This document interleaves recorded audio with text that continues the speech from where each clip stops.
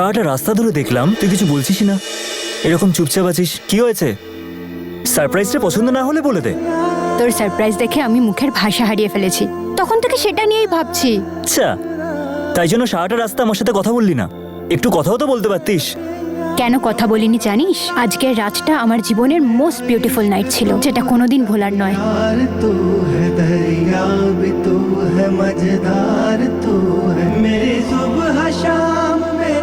তুই জানিস, বাবা মা চলে যাওয়ার পর তুই তো আমার একমাত্র দুনিয়া। দাদু দিদা মামা মামি সবাই আমায় খুব ভালোবাসে, কিন্তু যদি তুই না থাকিস সব কেমন যেন শূন্য লাগে রে। একমাত্র তোর সাথেই আমি আমার মনের সব কথা শেয়ার করতে পারি। তুই আছিস বলেই আমি আছি।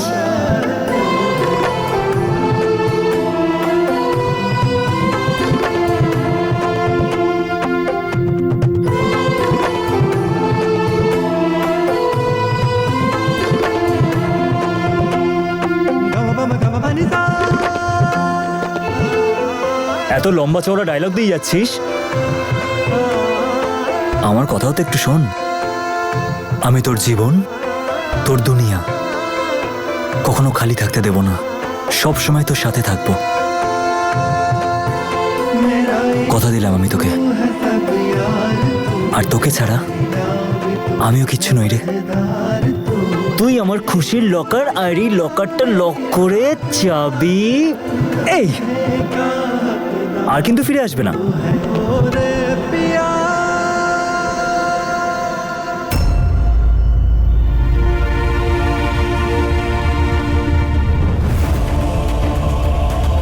তাহলে ভাবো তোমার ছেলের কি হবে যদি ওর এই ইনভেস্টিগেশনের জেদ না ছাড়ে। তাহলে ওকে এই পৃথিবী ছাড়তে হবে। কবে শেষ হবে সব? কবে শেষ হবে? ঈশানকে একটা ফোন করি।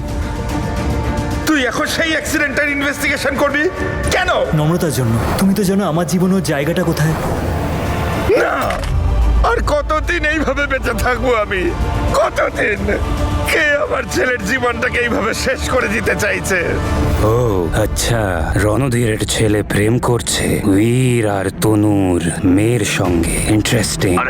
আর ওই মেয়েটার জন্য ঈশান এই কেসের মধ্যে ঢুকতে চায়। আর আপনি টেনশন নেবেন না, আমি সাবধান করে দিয়েছি ওর বাবাকে যে নিজের ছেলেকে ওই মেয়েটা আর এই কেসটা থেকে যেন দূরে রাখে, না হলে পরিণাম ভালো হবে না।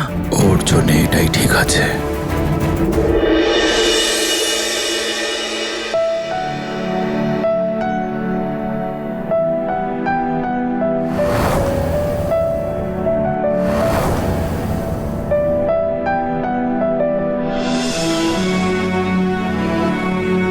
জানো, আমার না এখনো বিশ্বাস হয় না যে তোমরা আমার কাছে নেই। আমার না মনে হয় তোমরা সব সময় আমার পাশে আছো। মনে হয় এক্ষুনি বাবা বলবেন, নম্রতা তৈরি হয়ে নে। 1 2 1 2 1 2 1 1। মাম্মা বাবা, তোমরা জানো, তোমাদের চলে যাওয়ার পর যদি ঈশান আমার পাশে না থাকতো, জানি না আমি নিজেকে কি করে সামলাতাম।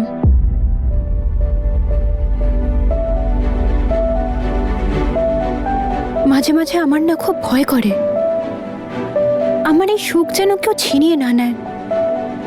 আমি না যখন মনে প্রাণে খুব খুশি হয়ে যাই, সুখ আমায় ছেড়ে চলে যায়। কিন্তু এই ভয়ের কথা আমি কাউকে বলি না, কারণ আমি চাই না যে সবাই ভাবুক আমি আমার সুখ নিয়ে ইনসিকিউর।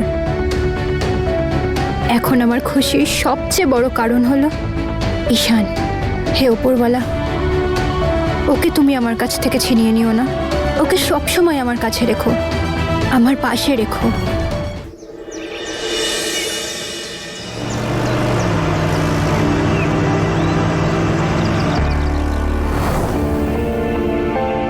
দিদা নিজের পার্সটা চাইছে, অপেক্ষা করছে।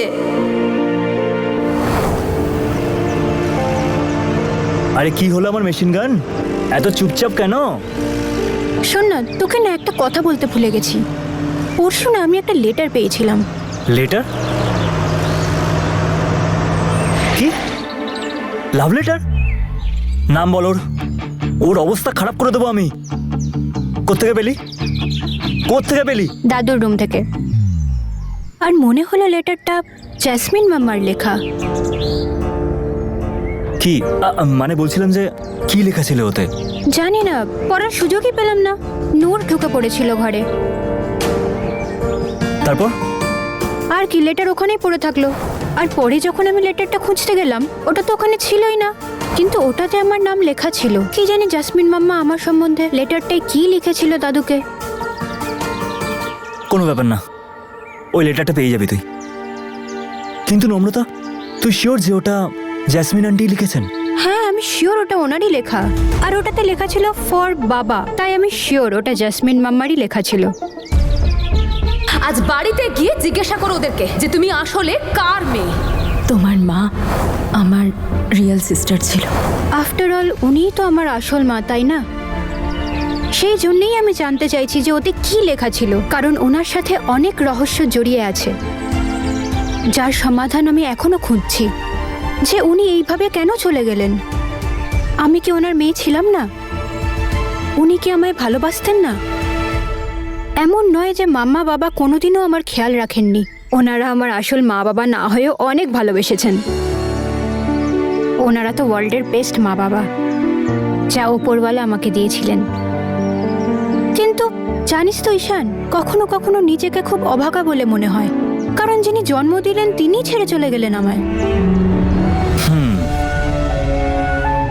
তুই জানিস নম্রতা, ঠাম্মা সবসময় বলতো যে উপরওয়ালা এক হাতে যেরকম নেন তেমন ভাবে দু হাতে ফিরিয়েও দেন। ভালো করে দেখ একবার, আমাদের সবার জীবনে কত গিফটস আছে। তোর জীবনে তোর মা বাবা, আমার জীবনে আমার ঠাম্মি, আর আমাদের জীবনে আমরা দুজন, তাই না?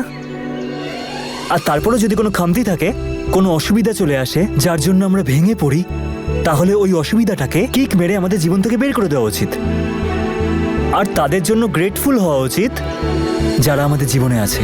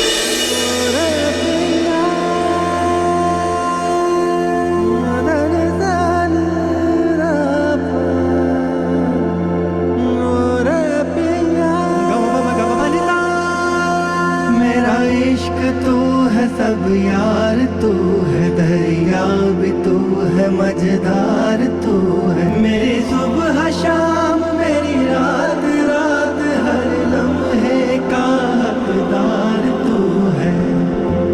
ओ रे पिया,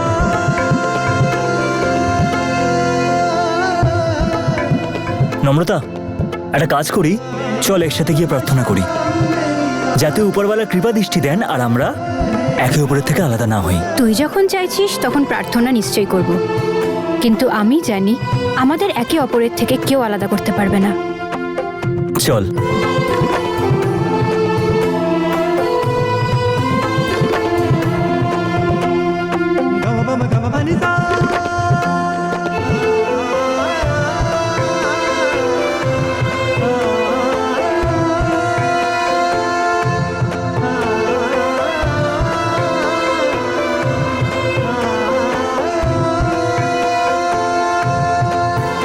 मेरा इश्क तू है सब यार, तू है दरिया भी, तू है मजेदार, तू है मेरी सुबह शाम।